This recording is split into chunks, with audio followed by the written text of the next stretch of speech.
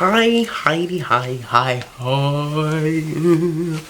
Welcome to everyone's favorite pastime of the year. Not of the year.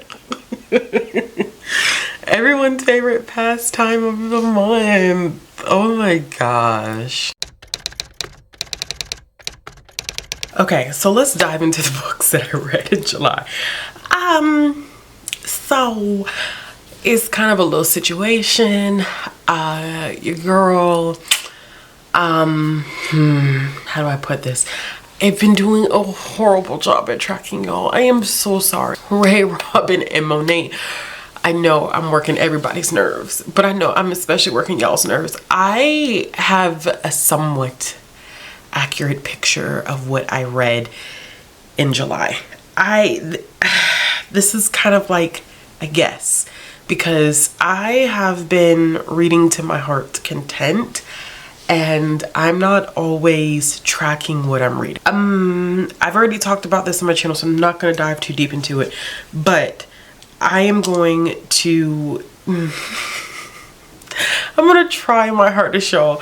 This is the closest we're gonna get to the accuracy of what I read this month. Okay, so I'm just gonna give you based off of what I've seen on Goodreads, based off of what I've taken notes on, like things that I said like I need to write a review for and that I haven't really made a notation in Goodreads or anything. So there's that. But yes, so first we're going to talk about all the books that I read, then I'm going to give you the most disappointing and then the best books of the month. So this video is not excessively long. We're just going to go ahead and dive right in and make this quick. Okay, so my estimation is that I read around 35 books this month, somewhere in that ballpark. I think it's a little bit more than that, but I can't be 100% sure, but I'm thinking that that's where we're at. So the books that I ended up reading this month were Starry Hen and Night, The Risk, and Sidetrack, which are both a part of the Mind F series. One Night, One Bite, Smash and Grab, Lo and Behold, Parachute Kids, Mindy Kim and the Yummy Seaweed Business, Mindy Kim and the Lunar New Year, The Thunder Egg, The Collector, Lotus Bloom and the Afro Revolution, The Only One Left, Broken Pride, which is the first book in the Bravelands series, Sasaki and Miyano Volume 4, Yellowface, Oishi no Ko Volume 1, In Search of the Fog Zombie, The Yakuza's Bias, The Titan's Curse, The Battle of the Labyrinth, Morning Glory Milking Farm, Giant Days Volume 1, Only for the Weak, Hungry Ghost, Code of Honor, which is Bravelands book number 2, My Week with Him, You're Not Supposed to Die Tonight, Blood and Bones, which is the third book in the Bravelands series, Cake Pop Crush, which is the first kind of, I don't want to say it's in a series, so I'm not going to even say it's part of a series because they're all companion novels. They're these wish novels that Scholastic has done for tweens. So this author has done 10 of them, and then there's a bunch of authors who've done a whole bunch of other ones. Then I have Naira and the Jinn, Spy Family Volume 1, Girls Survive, and the fourth book in the Desmond Cole Ghost Patrol series, and that is Night of the Zombie Monster. And the last one that I remember is Mercy Watson Goes for a Ride. And those technically are not in the order that I read them. I just kind of made a list of what I read.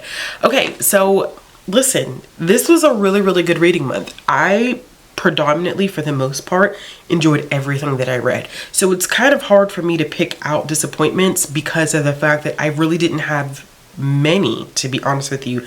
Just going back through looking at this list, everything that I read was, for the most part, 3 stars and above. There were 2 books in particular that I was disappointed with, so I'm going to talk about those a little bit.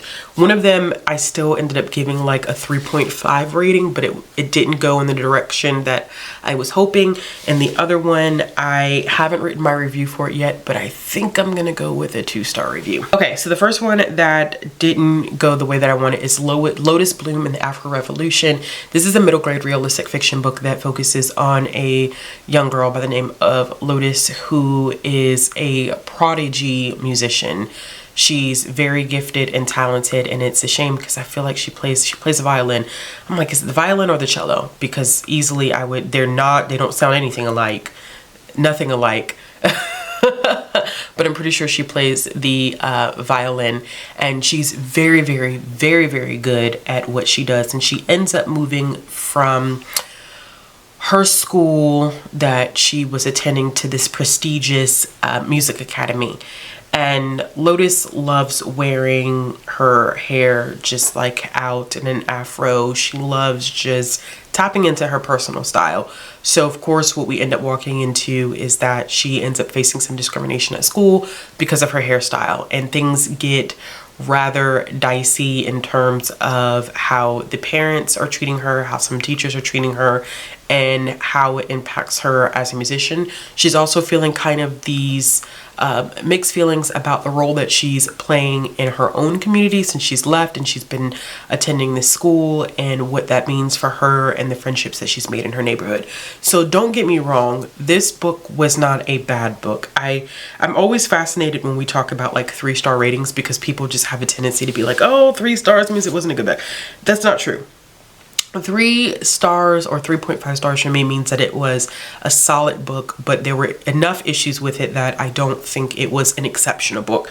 So this wasn't a bad book by any means. I think it does a really good job talking about how systemic racism infiltrates even our educational systems, and how it makes our Black and brown kids feel when, you know, how they look or how they dress, you know, culturally is put into a box, and they're supposed to make white people feel comfortable. You know, you have a big afro, your hair is not slicked back and neat like we expect it to be. It's a distraction to other kids. Now, it's of course it's interesting because these are things that have happened in real life. This is not something that's made up by this author. This has happened where kids have been forced to change their hairstyles. You know, we've seen kids get their hair cut off. You know, we have the Crown Act introduced because of the behavior that people have been imposing upon Black and brown kids with different hairstyles. So there were two primary issues that I kind of took with this one. The first one being that I felt like the book could have used more balance. I think that I was super invested in learning more about Lotus as this musical prodigy, and how she learned how to play the violin, what it meant for her future. But I felt like we kept getting pulled back into the discussion about the systemic racism that she was facing. And it's not to say that the conversation shouldn't have happened, but I think that if we could have had a better balance between the two, it would have evened out in a way that made the book feel less weighted on one side. And so I think that introducing this very interesting element of someone who is musically talented, has trained for an extensive period of time, is giving back to her community by teaching other kids music. I think that I wanted a little bit more of that than what we got in the book. I also wasn't a huge fan of Lotus's parents. I'm a big stickler for middle grade parents in particular.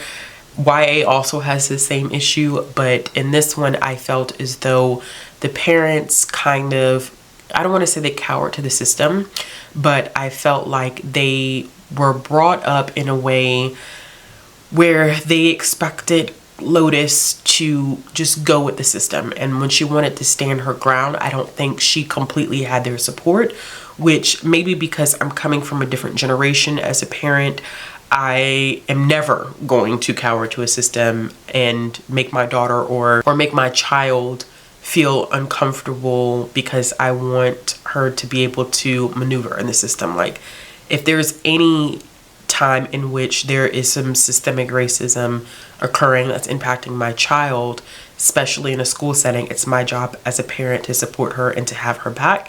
And I felt like Lotus didn't always have that with her parents, which kind of disappointed me, but we were getting it from parents who were raised in a different time. But as a millennial parent, it was just kind of hard to come to grips with that, and I just did not like the lack of parental support that we got with that one. But still, I think it was a solid read. I think that the author has a very strong writing style, which I enjoyed, but this was not what I was expecting to be. So this technically is not necessarily a disappointment per se, but I was hoping for a little bit more than what I got. Okay, so the next one that I ended up reading is one in which I pretty much have determined that this author is going to be a hit or miss for me.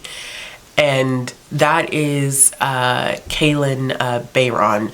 I have read at this point 3 of Kaylin's books. I have read Cinderella, is Not Dead, which I did not really enjoy. I have read This Poisoned Heart, which I did give 4 stars.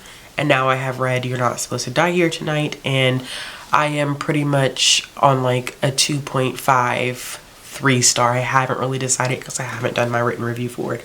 So this is a YA horror thriller, camp horror. Basically, it's this camp where they play a horror game. That's basically all it is. And our main character, Charity, I had to write it down because there was no way. You know, I'm horrible with main characters' names.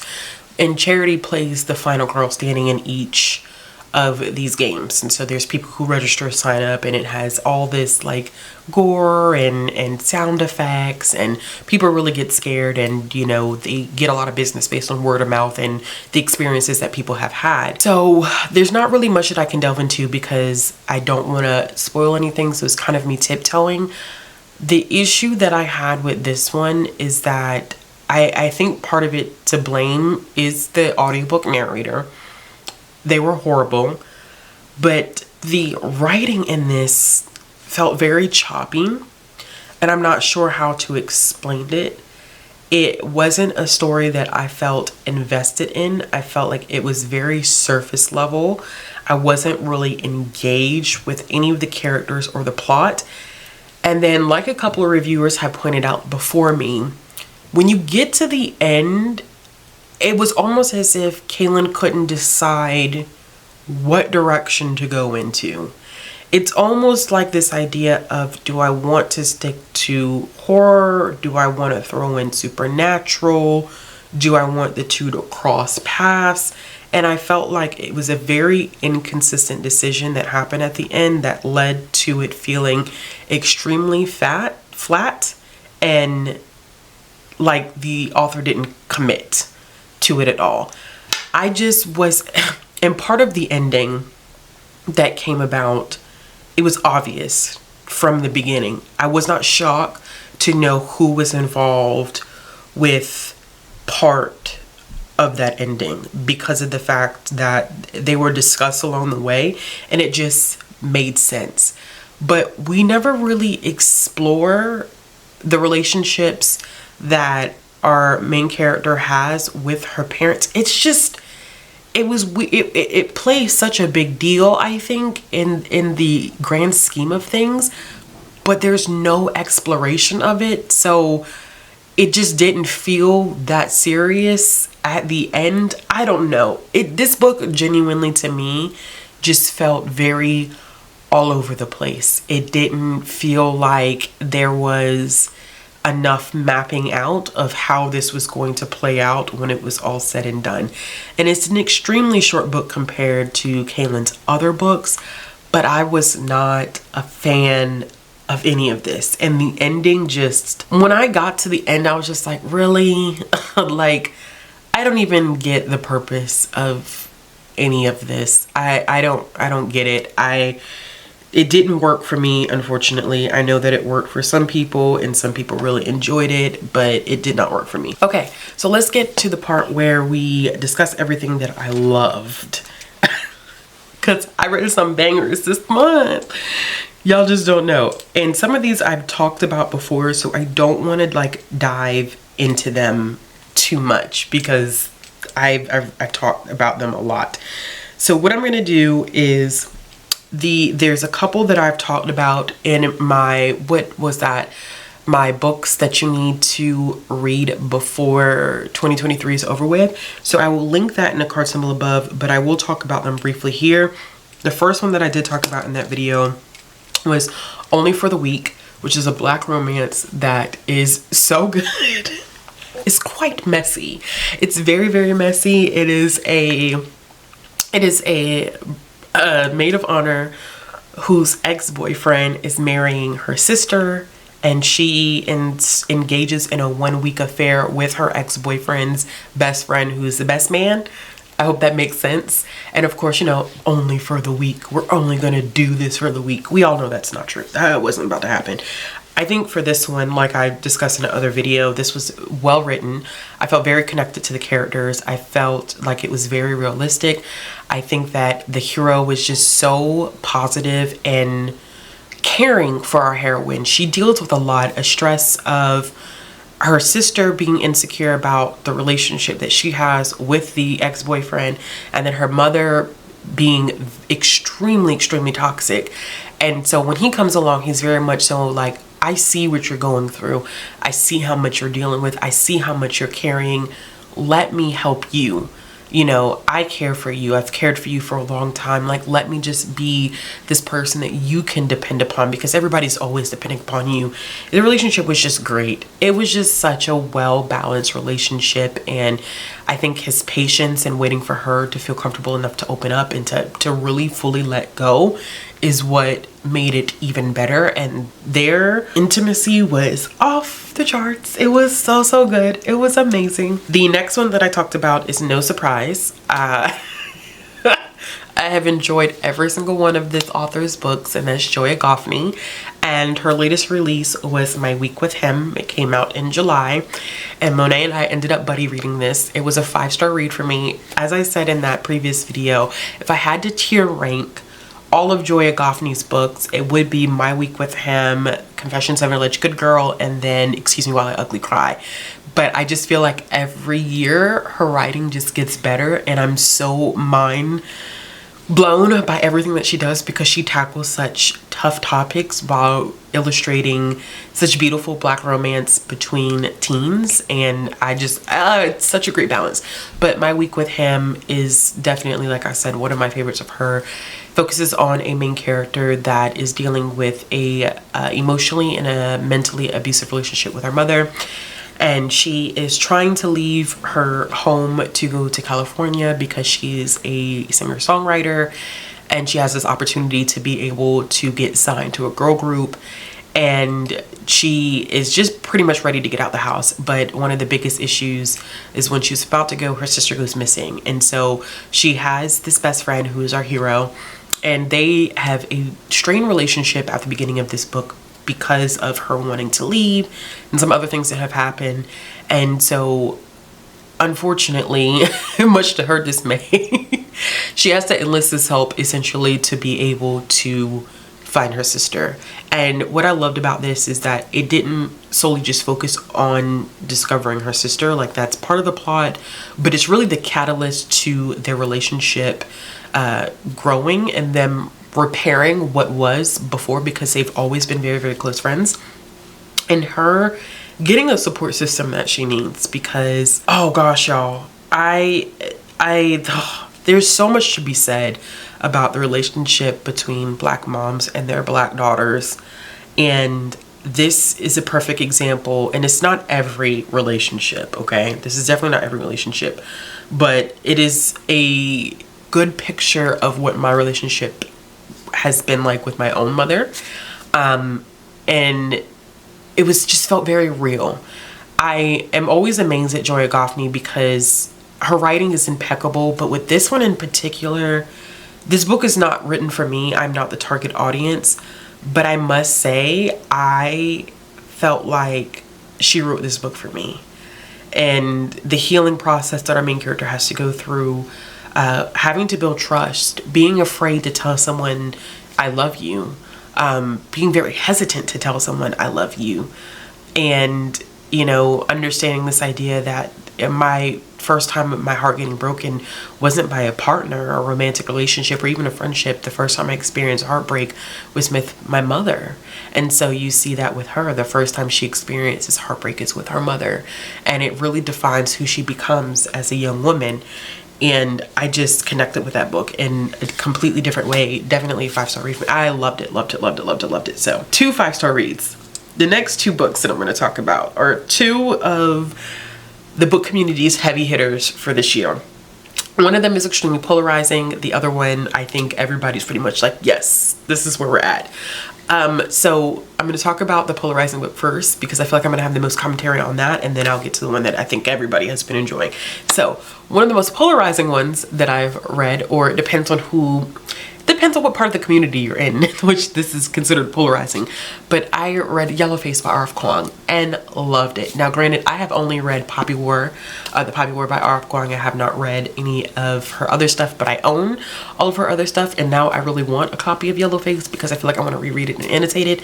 But Yellowface is very interesting because it has drawn some very interesting opinions from the book community, and everybody's entitled to their opinion, but part of me is like, I think y'all missed the point of this book. It follows a white woman who is close friends with an Asian woman who is very successful in the publishing industry, okay? And in some weird chirpy accident, she ends up dying. This is in this summary, it's not a spoiler.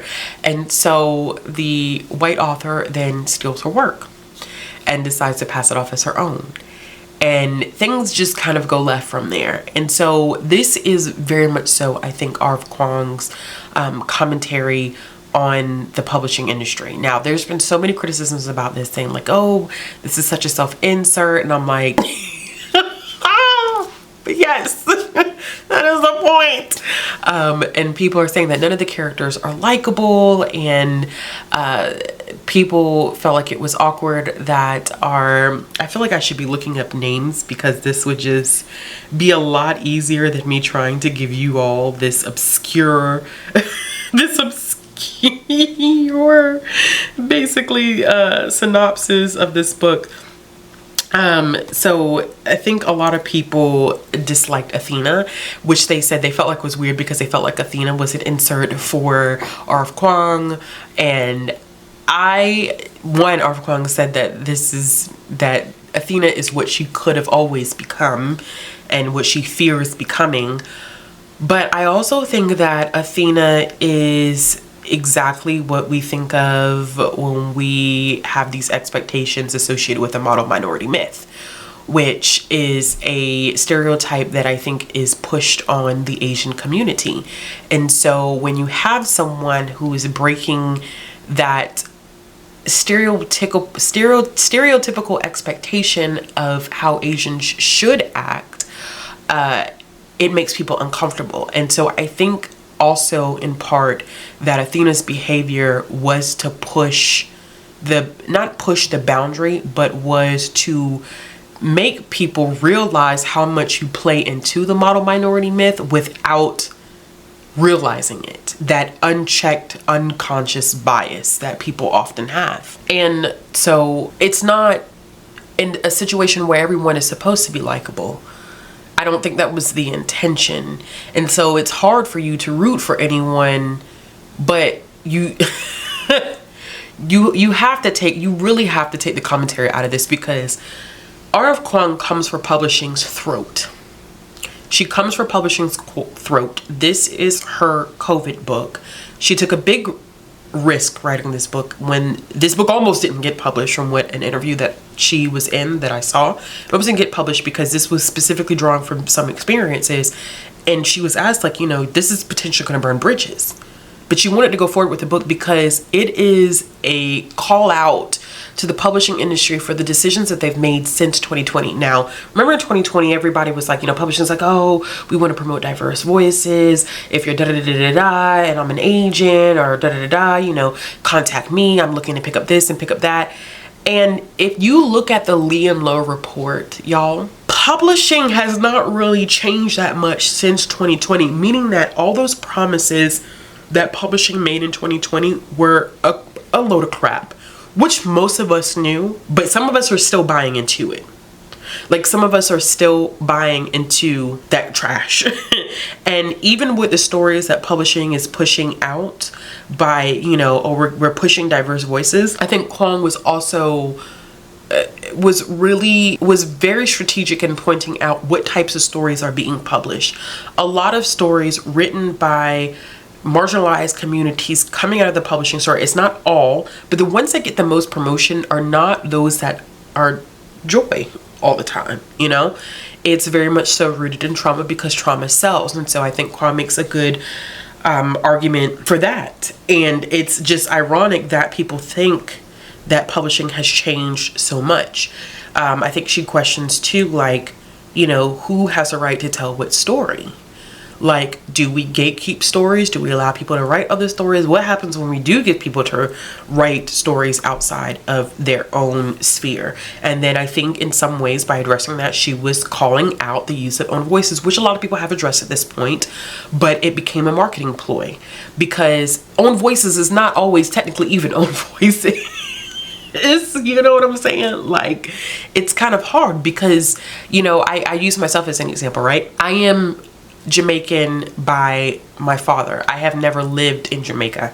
I've visited plenty.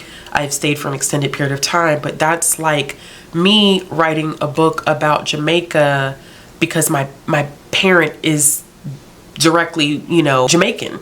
I don't know if that's really like own voices or if that's proximity because I'm close to, I grew up here in the United States. like, so how much can I, you know, how much of my experience is necessarily authentic if I was to write about characters living in Jamaica? You know, people would be like, oh yeah, well, you know, her dad's Jamaican and she's black, so that's an own voice. It's really, it's a lot more nuance to that. I hope that all makes sense. I think one of the things that I loved about this book is it's absolutely absurd and it's unhinged. It's completely absurd and unhinged. And that's very much so intentional because the publishing community is absurd and unhinged. And Kwong was doing nothing more than letting y'all know, like, this is what's up. This is exactly what this is. I think that she behaved in a manner that was completely unexpected of her, which I completely applaud because she's stopping herself from falling into this box that people have created for her. She has stopped falling into what people expect of her as a thin, petite Asian woman.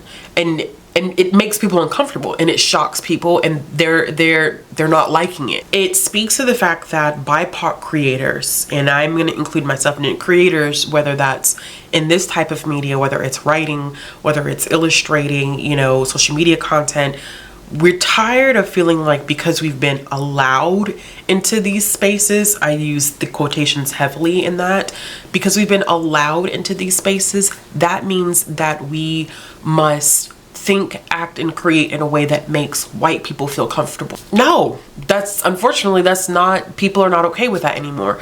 And I know when I wrote my review, I was like, oh yeah. I said people are giving this 2 stars and RF Kwong is wiping, RF Kwong is skipping her happy ass all the way to the bank. Like, this book was phenomenal. It was beyond my expectations of what I thought it was going to be, but I think that some people are going to get it and some people are not going to get it, and everybody's entitled to their opinion of it, like, you know, which is fine. But I gave it 5 stars. Okay, so the next one that I'm going to be talking about, make sure that it's their focus, which is this is a shocker. This is a shocker. I just made this video talking about this book twice. This book and this author talked about this twice. So this is another one that I'm not going to go into much detail about because I did talk about it in my 2023 new releases you need to read by the end of the year. I've been mentioning that video a lot. Make sure you check it out. Mr. Sager wrote The Only One Left, and holy crap, phenomenal. Absolutely phenomenal. Y'all, if you have not read that book, I need you to check it out. I think it is his best book to date. I think the writing was good. I think the pacing was great. I think that the twists and the turns of this one were excellent. I love when Riley Sager incorporates these mystical elements with the possibility of things being supernatural. He does a very good job of that, which is why I really enjoyed Home Before Dark, Lock Every Door. I think they both play with those themes a little bit. So reading this was like, this is the Riley Sager that I enjoy. I really, really enjoy this version of his work. I think he does a great job at it.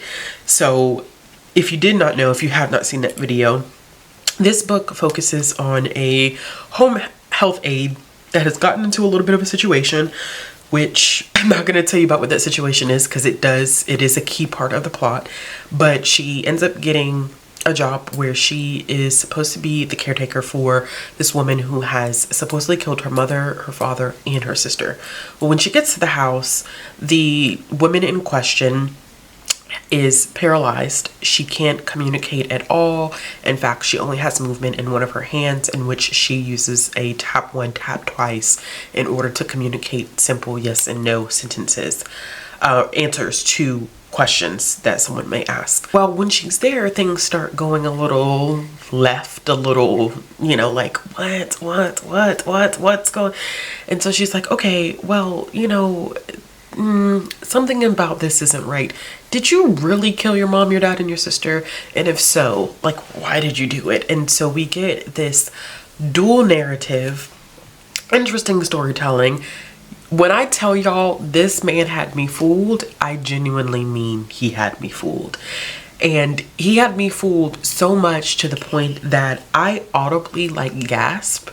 I was sitting in my living room and the first plot twist happened. I said, and then I had to rewind the audiobook because I was like, no, that didn't just happen. No. And then I was like, okay, well, if that's the only plot twist, I mean, it was still good, but you know, still not like the best that I read. But honey, when I tell y'all the plot twist kept going and going and going to the very end of the book, I was like, yo, like Riley Sager was in his bag when he wrote this one. I don't care what anybody said. The man did an excellent job with this one. 5-star read, one of the best reads for my month of July, clearly. And the last one that I have on my list, I'm cheating here because this is kind of like a series review, but if you are one of my patrons or like someone that I talk to often, then I have been telling you about these books since I started reading them in July. If you did not know, which if you're here frequently, you do know that I'm an avid middle grade reader and that I had also at one point started the Warrior series by Aaron Hunter. So Aaron Hunter is actually a group of authors and they all got together because this editor was tasked with writing this fantasy series about a group of cats. And so because the editor was not as experienced with writing fantasy, especially from the point of talking animals, they pulled in other authors to help write the series. Well, Aaron Hunter has essentially blown up since then. Some of the authors have left writing the series, but it has expanded. So you have the Warrior series, which I think is like 6 story arcs in, plus a bunch of novellas, standalone books, manga, these character guides. Don't worry, I'm going to get back to the Warriors. I need to get in my Warrior bag. But then there's also these other series that feature animals. So you have Bravelands, which is one that I'm about to talk about. You have one that features dogs, one that features pandas, one that features like North American bears. It's very, very interesting. And the series that I'm currently reading actually is in its 3rd story arc. So I need to hurry up and catch up because this first series is 6, then 3, and then 3. So 3 story arcs. With what is that? That's a lot of books, a total of what, 12 books already just for the Bravelands. So like I said, I had started reading the Warriors, but I said, oh, I want to check out the Bravelands because the Braveland takes place in the savannah. It features, you know, lions and zebras and elephants and baboons and gorillas and hippos. And I was like, okay, this is going to be really, really interesting. I think I just simply forgot how violent Aaron Hunter is. The crew, the whole crew, the crew is violent. And so one of the names in particular, I can't remember everyone's, but let me tell you the name that stood out. 2T Sutherland wrote, or may still be writing. I don't know if she left or not, but she was a part of, at least at one point, the Aaron Hunter group. It explains why Wings of Fire is so daggone violent too. It all makes sense. It all makes sense. But I was just shocked about the violence. I was like, oh my God, this is violent. But it's so good. If you like just political strategy, betrayal, redemption, messiness, drama, this is the series for you. So it follows 3 main characters just told from the perspective of 3 animals, a elephant, a lion, and a baboon. And the 3 of them all are a part of the Bravelands community. So when we meet the 3 of them, it is getting close to the time in which they have like the great gathering where everyone meets at the water hole and things just are just going left. So our lion he was part of this pride, and his father gets killed, which is part of the summary. His father gets killed. And so he is then, he's moved away because the guy who takes over the pride is, they don't mesh, they don't get along. So he goes, he lives with the baboons. It's very Lion King-esque because he feels like he's a baboon. He's not really a baboon, but he's lived amongst the baboons. And so he feels, you know, kind of like, you know, Timon and Pumbaa with Simba. It kind of has the same exact vibes. And then while, you know, we're introduced to him, we also meet the baboon, Thorn, and then we meet the elephant eventually, who has the ability to kind of see visions. So she has some mystical powers, sort of. So honestly, this is one of those books where it's almost like Game of Thrones, but with animals. What did Ray say this was? Animal Planet Mafia? Ray said it first. Animal Planet Mafia is the perfect description for this. No one is to be trusted. No one gets along the way they should get along. There is a baboon who's plotting on everybody. People die all the time. I mean, it doesn't matter how old or how young you are. There is a likelihood that you will die. There's a lot of betrayal. A lot of alliance is formed. Alliance is broken. When I tell y'all I got to that third book had me off. Like, listen, that third book had me jacked up because the way that third book ended, the cliffhanger was, oh my gosh. I couldn't believe that from reading book 1 to book 3, we had gotten to this place where it was just like, okay, I thought we got rid of the problem, the issue, and we kind of do, but then there's some other revelations and I'm like, oh my gosh, like, oh, what is gonna happen next? So you best believe I'm gonna be jumping into book 4. I had to finish up some stuff first, but I'm about to, this month, my aim this month is to finish books 4, 5, and 6 so I could jump into the next story arc.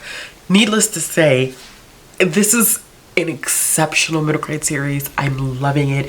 It makes me want to read everything by Erin Hunter because I enjoy it so much. So if you've never heard of the Bravelands, definitely check it out. All right, those are my 5 best books of July.